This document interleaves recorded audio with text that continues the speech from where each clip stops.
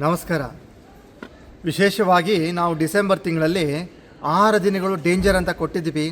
6 ದಿನಗಳಲ್ಲಿ 6 ದಿನಗಳು ನಾವು ಏನು ಪ್ರಿಡಿಕ್ಷನ್ ಮಾಡಿ ಯಾವ ಚೇತಾವಣೆ ಕೊಟ್ಟಿದ್ವೋ ಅದೇ ಥರ ನಡೆದೋಗಿದೆ.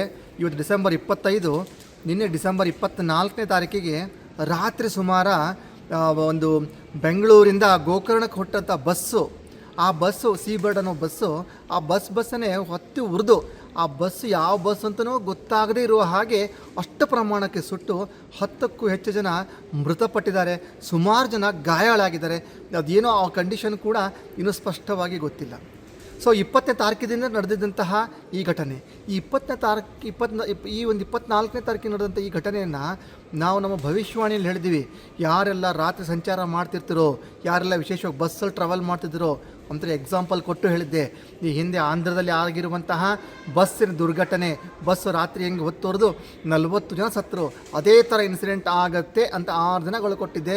ಅದೇ ಥರನಾಗಿ ನಿನ್ನೆ 24ನೇ ತಾರೀಕಿಗೆ ರಾತ್ರಿ ಸಂಭವಿಸಿದೆ.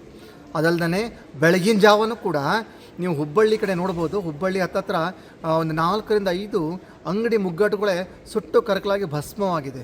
ಸೊ ನಾನು ಕೊಟ್ಟಂತಹ 24ನೇ ತಾರೀಕಿಗೆ ಡೇಂಜರ್ ಅಂತ ಕೊಟ್ಟಿದ್ದೆ. ಆ ಒಂದು ಡೇಂಜರ್ ಅನ್ನೋದು ಕೂಡ ಒಂದು ಅಲರ್ಟ್ ಅಂತ ಕೊಟ್ಟಿದ್ದೆ. ಎಷ್ಟು ಜನ ಅದನ್ನು ಅಲರ್ಟಾಗಿ ಸ್ವೀಕರಿಸಿರ್ತಾರೋ ಅವ್ರಿಗೆಲ್ಲರೂ ಕೂಡ ಬಚಾವಾಗಿರ್ತಾರೆ. ಯಾರೆಲ್ಲ ನೆಗ್ಲಿಜೆನ್ಸಿ ಮಾಡಿಕೊಂಡು ತಮ್ಮದೇ ಒಂದು ಊಹಾಪೋಹದಲ್ಲಿ ಹೋಗಿರ್ತಾರೋ ಅವ್ರಿಗೆ ಒಂದಲ್ಲ ಒಂದು ದುರಂತಗಳು ಕಾದಿರ್ತವೆ. ಸೊ ಈ ಒಂದು ನಿನ್ನೆ ನಡೆದಂತಹ ದುರಂತ ನಾವು ಏನು ಹೇಳ್ಬೋದು ಅಂದರೆ, ನಾವು ಮಾಡಿರುವಂತಹ ಒಂದು ಕ್ಯಾಲ್ಕುಲೇಷನ್ನ ಅಕ್ಯುರೇಸಿ ತೋರಿಸುತ್ತಾ ಇದೆ. ಯಾಕೆಂದರೆ ಇಷ್ಟೆಲ್ಲ ಡಿಸೆಂಬರ್ ತಿಂಗಳಲ್ಲಿ ನಡೆದಂಥ ದುರಂತಗಳು ಸ್ಪೆಸಿಫಿಕಲಿ ನಾನು ಹೇಳಿರೋ ಡೇಟಲ್ಲೇ ನಡೆದಿರುವಂಥದ್ದು.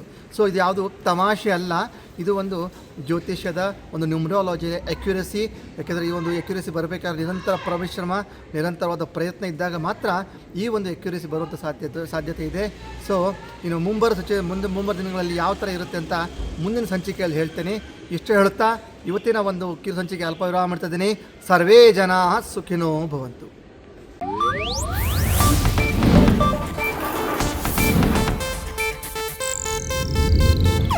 ಇದು ಏಷ್ಯಾನೆಟ್ ನ್ಯೂಸ್ ನೆಟ್ವರ್ಕ್ ಪ್ರಸ್ತುತಿ.